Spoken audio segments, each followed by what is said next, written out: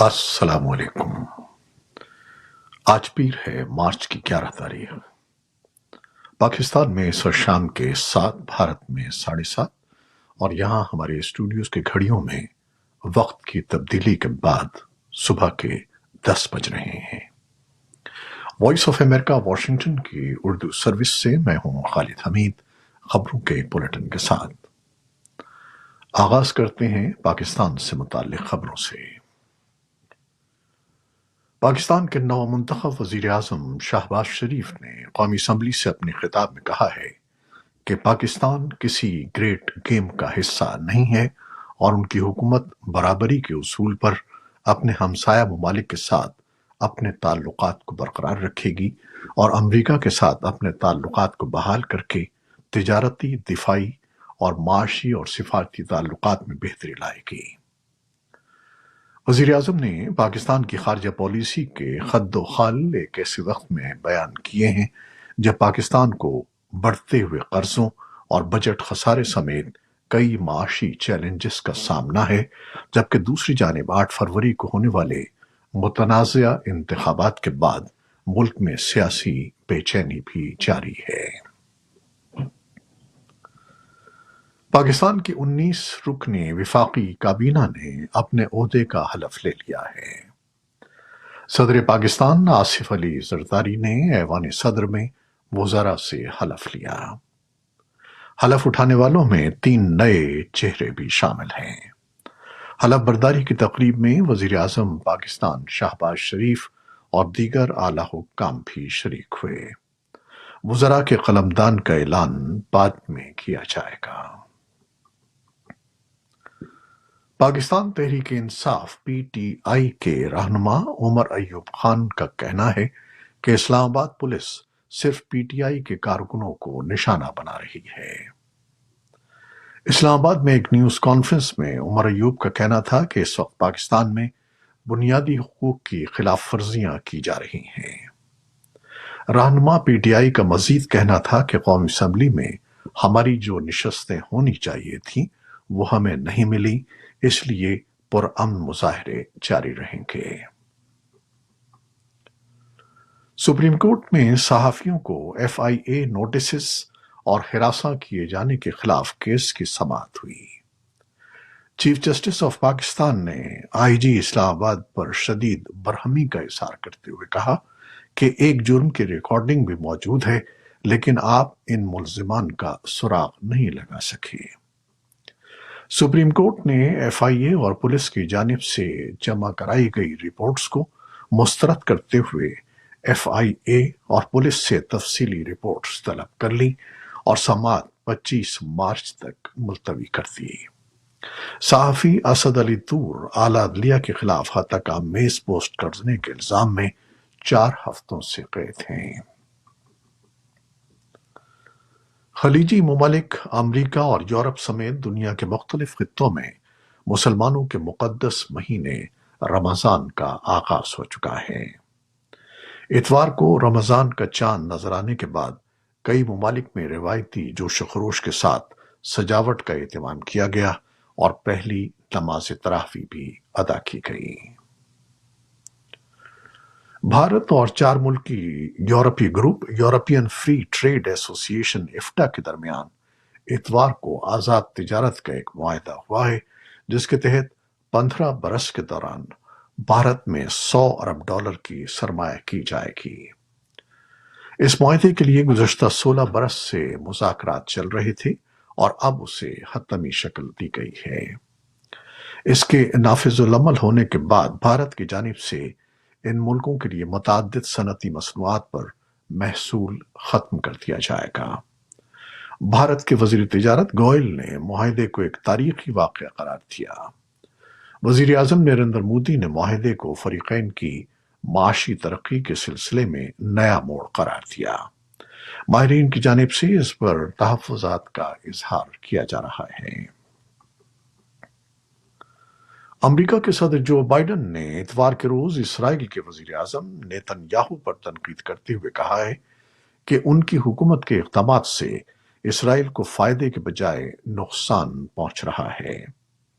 صدر بائیڈن کا کہنا تھا کہ نیتن یاہو کو اگرچہ اسرائیل کے دفاع اور حماس کے تعاقب کا حق حاصل ہے، لیکن انہیں معصوم جانوں کو ہونے والے نقصان کی جانب توجہ دینی ہوگی اور اپنے اقدامات کے نتائج کو دیکھنا ہوگا۔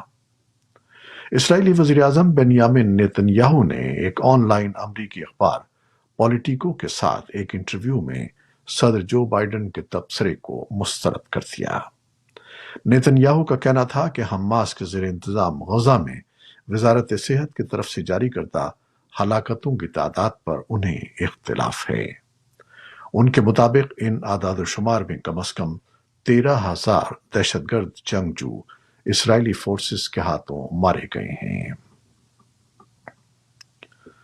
فلسطینیوں نے مقدس مہینے رمضان کا آغاز کر دیا ہے، تاہم اطلاعات کے مطابق اسرائیل نے پیر کو غزہ کی پٹی پر تازہ ترین حملے کیے ہیں۔ رمضان سے قبل اسرائیل اور حماس کے درمیان نئی جنگ بندی کو یقینی بنانے کے لیے ہفتوں سے جاری مذاکرات کے باوجود اسرائیلی فوجوں کے تشدد کا سلسلہ جاری رہا۔ مذاکرات میں مصر، امریکہ اور قطر شامل تھے۔ اسرائیل کی فوج نے کہا ہے کہ اس کی کارروائیوں میں خان یونس اور جنوبی غزہ کے دیگر علاقوں کے ساتھ ساتھ وسطی غزہ میں فضائی حملے اور زمینی حملے شامل ہیں۔ دوسری جانب غزہ میں وزارت صحت نے پیر کو بتایا کہ گزشتہ روز کے دوران اسرائیل کی جارحیت میں 67 افراد مارے گئے ہیں۔ اسپین کے امدادی گروپ اوپن آرم سے تعلق رکھنے والے جہاز سے توقع کی جا رہی ہے کہ وہ قریبی قبرص سے غزہ کے لیے امداد لے کر جلد سے جلد روانہ ہوگا، لیکن پیر کی صبح تک ایسا نہیں ہو سکا تھا۔ یہ جہاز 200 ٹن خوراک لے کر جا رہا ہے، جو غزہ کی سمندری گزرگاہ کا تجربہ کرنے والا پہلا جہاز ہوگا۔ دوسری جانب اسرائیلی وزیر دفاع نے اتوار کو اسرائیل کی بحریہ کے ساتھ غزہ کی پٹی کا سفر کیا تاکہ انکلیو تک سمندری راہداری پر کیے جانے والے کام کا جائزہ لے سکیں۔ سمندری راہداری کو امریکہ، متحدہ عرب امارات اور دیگر ممالک کے ساتھ یورپی یونین کی حمایت حاصل ہے۔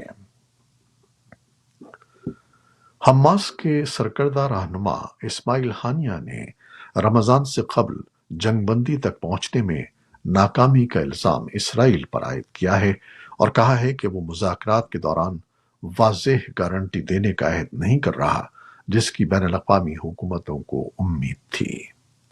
اسماعیل ہانیہ نے ٹیلی ویژن پر نشر ہونے والی ایک تقریر میں کہا ہے کہ اس کا مطلب یہ ہے کہ وہ چاہتے ہیں کہ ان کے قیدی واپس جائیں اور پھر وہ ہمارے لوگوں اور ہمارے انکلیو کے خلاف جنگ دوبارہ شروع کرتے ہیں۔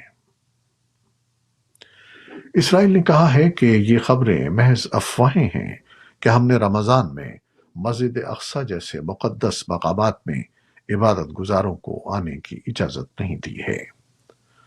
حکومتی ترجمان راکیلا کرامسن نے کہا کہ ہم اسرائیل کے تمام مقامات پر تمام مذاہب کے لیے مذہبی آزادی کا بھرپور تحفظ کریں گے، خاص طور پر ٹیمپل ماؤنٹ اور مسجد الاقصی میں یہ تحفظ کیا جائے گا۔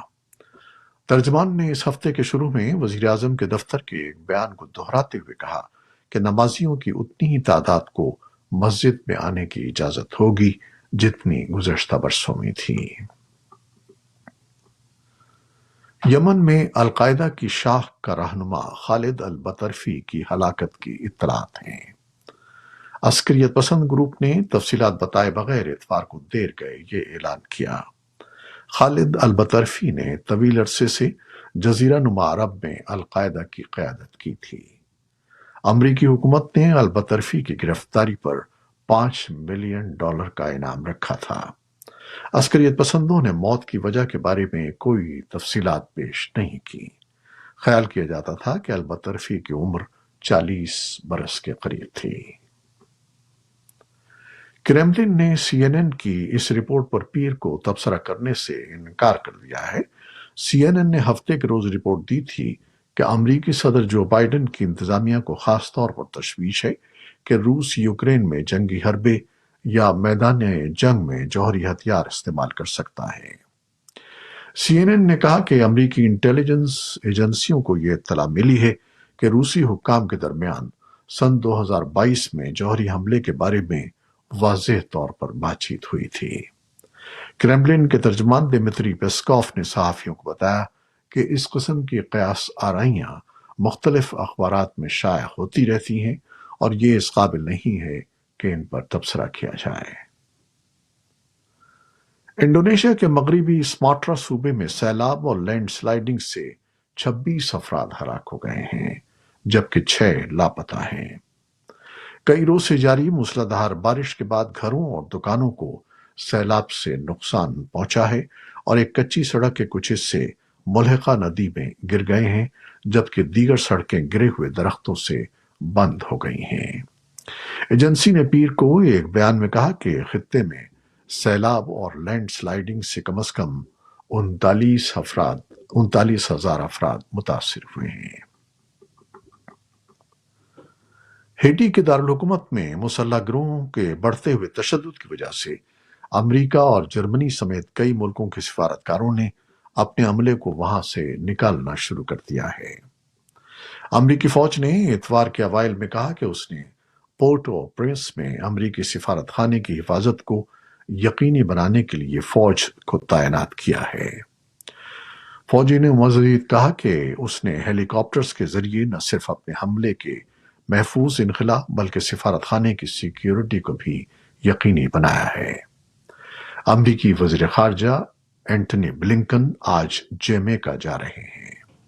وہ کیریبین رہنماؤں سے ملاقات کریں گے جس کا مقصد ہیٹی میں سیاسی تشدد کے حل اور وہاں کے لوگوں کو انسانی امداد کی فوری فراہمی کے بارے میں تبادلہ خیال کرنا ہے۔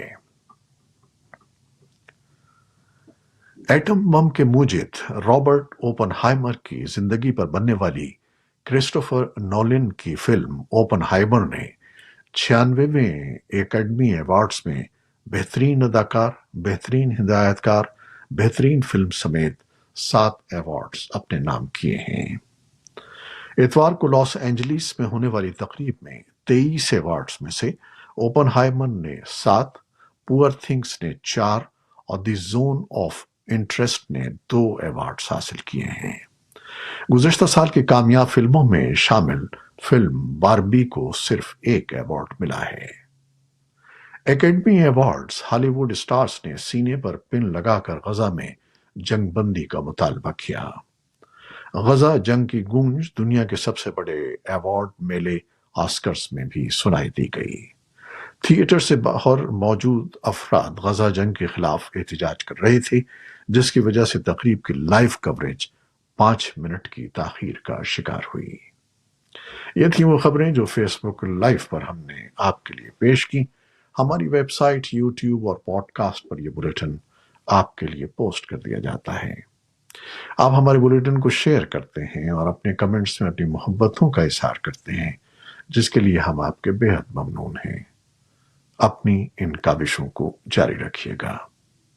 نیوز پروڈیوسر عائزہ عرفان اور نیوز ایڈیٹر بہجت جیلانی کے ساتھ خالد حمید کو اب اجازت دیجیے گا۔ اللہ حافظ۔